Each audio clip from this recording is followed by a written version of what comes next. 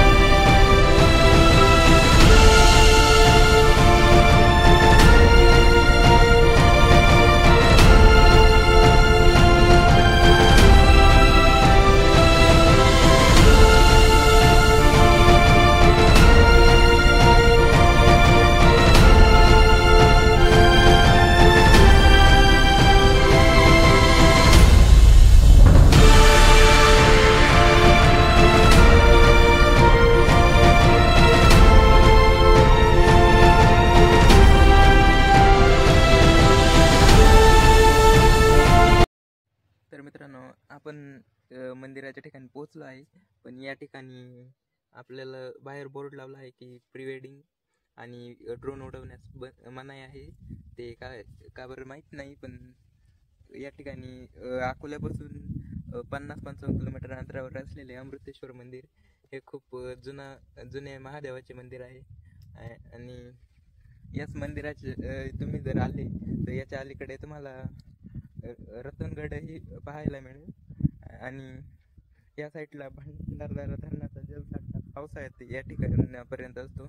आणि तुम्ही बोटीने पण इथपर्यंत येऊ शकतात, पण खूप त्यासाठी पैसे लागतात. आणि आपण उन्हाळ्यात आल्यामुळे अजूनही खूप वाळलेला आहे सर्वत्र. तर जाऊया चला मंदिरात.